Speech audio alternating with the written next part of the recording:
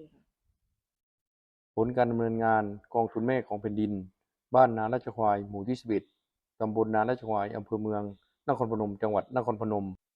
บ้านนาราชควายหมู่ที่11ตำบลนาราชควายอำเภอเมืองนครพนมจังหวัดนครพนมมีนายณัฐชาโพลชยาเป็นผู้ใหญ่บ้านคนปัจจุบันมี371ครัวเรือนประชากรชาย451คนหญิง455คนรวม906คนอาชีพหลักคือรับจ้างทั่วไปรองลงมาคือทำนาบ้านนาราชควายเป็นหมู่บ้านกองทุนแม่ของแผ่นดินเมื่อปี 2564 ตามแนวทางกรมการพัฒนาชุมชนโดยน้อมนำยุทธศาสตร์พระราชทานของสมเด็จพระนางเจ้าสิริกิติ์พระบรมราชินีนาถพระบรมราชินีพันปีหลวงรู้รักสามัคคีมาเป็นแนวทางในการแก้ไขปัญหายาเสพติดและการมีส่วนร่วมของพลังแผ่นดินเพื่อขจัดสิ้นยาเสพติดมีนายณัฐชาโพลชยาเป็นประธานกองทุนแม่ของแผ่นดินมีการจัดตั้งกองทุนแก้ไขปัญหายาเสพติดบ้านนาราชควายเริ่มต้นสมาชิกร่วมบริจาคเงินสมทบ 3,000 บาทและในปี 2565 ได้รับเงินพระราชทานขวัญถุงจำนวน 8,000 บาทเป็นทุนตั้งต้นแห่งความดีงามเมื่อปี 2564 มีครัวเรือนเข้าร่วมเป็นสมาชิกกองทุนแม่ของแผ่นดิน 194 ครัวเรือนคิดเป็นเปอร์เซ็นต์ 100%โดยสมาชิกยอมรับและถือปฏิบัติตามกฎระเบียบกองทุนแม่ของแผ่นดินบ้านนาราชควายอย่างเคร่งครัดสำหรับผลการดำเนินงานกองทุนแม่ของแผ่นดินบ้านนาราชควายหมู่ที่11ด้านคณะกรรมการกองทุนแม่ของแผ่นดินแบ่งออกเป็น2ชุดคือชุดที่1คณะกรรมการบริหารกองทุนแม่ของแผ่นดินบ้านนาราชควาย22คนแบ่งเป็น5ฝ่ายคือฝ่ายทะเบียน4คนฝ่ายการเงินการบัญชี5คนฝ่ายตรวจสอบ5คนฝ่ายกิจกรรม5คนและฝ่ายป้องกัน3คนชุดที่2คณะกรรมการชุดชุมชนเข้มแข็งป้องกันแก้ไขปัญหายาเสพติดหรือ25ตาสับปะรดขยายเพิ่มอีก24คนรวมเป็น49คนโดย1คนดูแล4ครัวเรือนกรรมการดูแลกรรมการและกรรมการดูแลทุกครัวเรือนอย่างทั่วถึงคณะกรรมการมีความเข้าใจในบทบาทหน้าที่และจัดทำแผนปฏิบัติการพร้อมดำเนินงานขับเคลื่อนกิจกรรมกองทุนแม่ของแผ่นดินอย่างต่อเนื่อง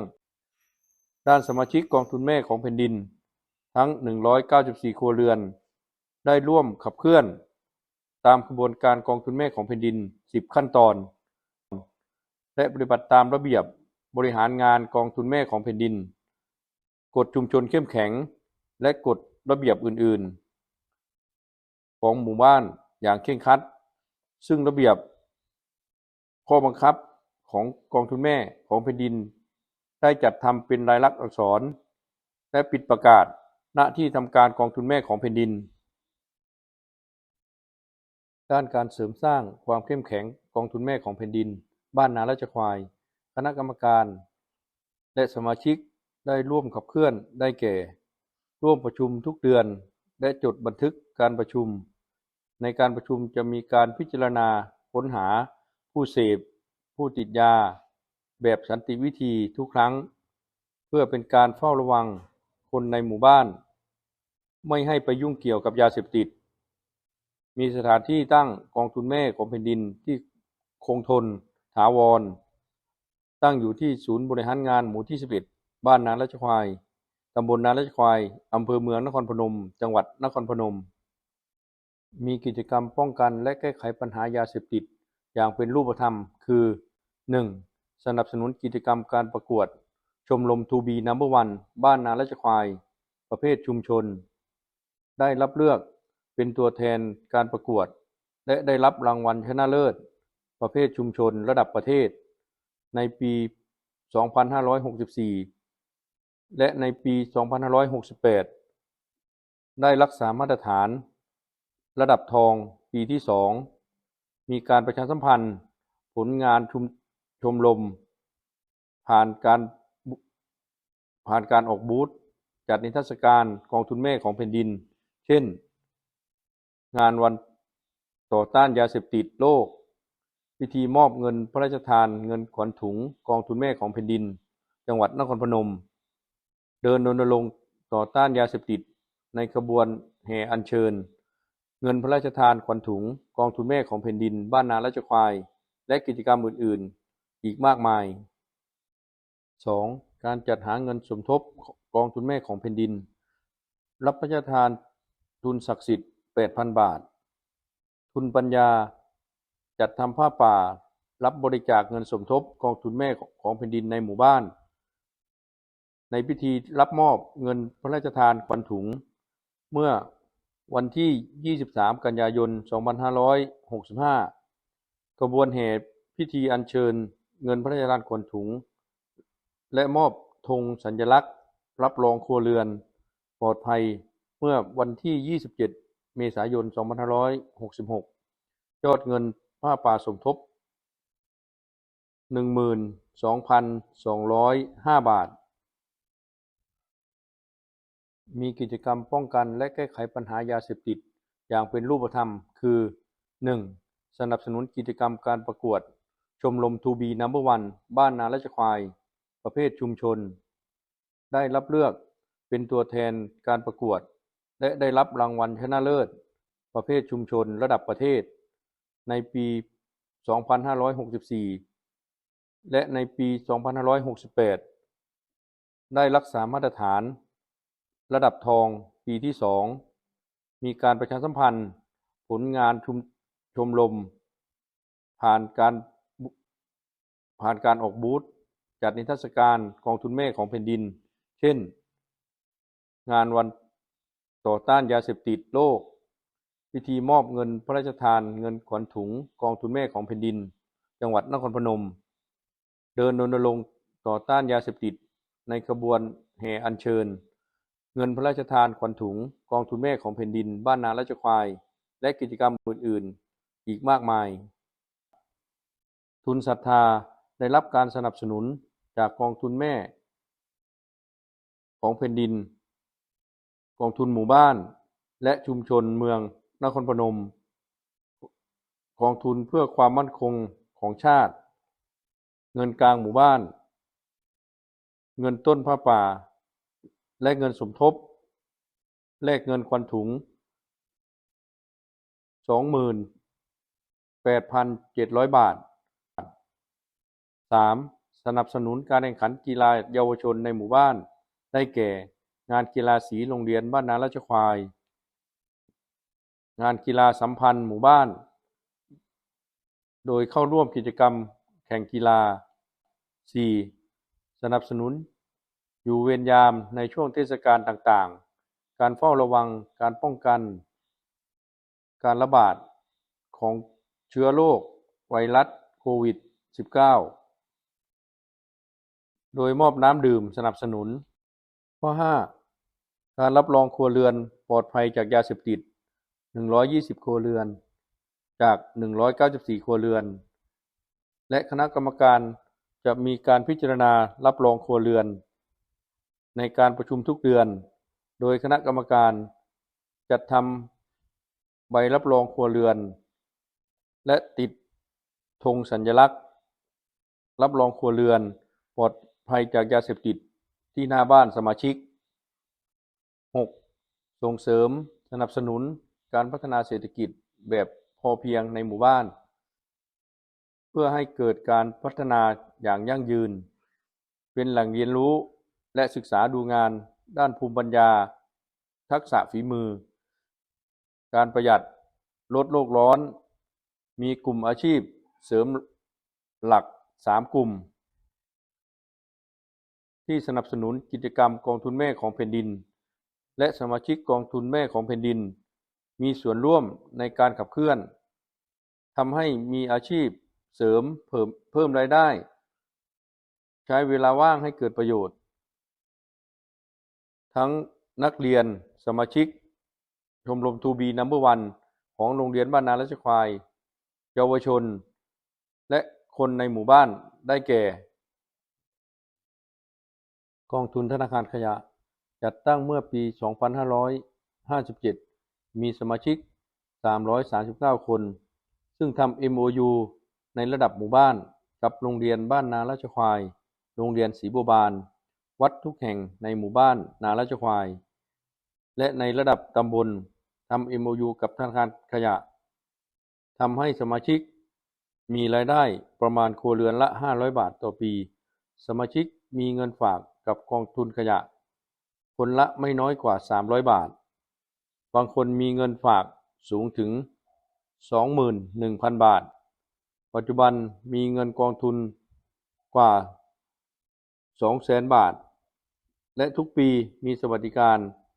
จ่ายเงินปันผลสมาชิกร้อยละ 30 ให้แก่สมาชิก กลุ่มทำไม้กวาดจากขวดพลาสติกจัดตั้งเมื่อปี 2560 มีสมาชิกของชมรม 2B No.1 บ้านนาราชควาย 10 คน กองทุนแม่ 30 คน รวม 40 คน กลุ่มมีรายได้ประมาณ 4,000 บาทต่อเดือน ปัจจุบันมีเงินทุนกว่า 20,000 บาท ทุกสิ้นปีมีสวัสดิการจ่ายเงินปันผลร้อยละ 30 แก่สมาชิก กลุ่มทำกระเป๋าผ้าจัดตั้งเมื่อ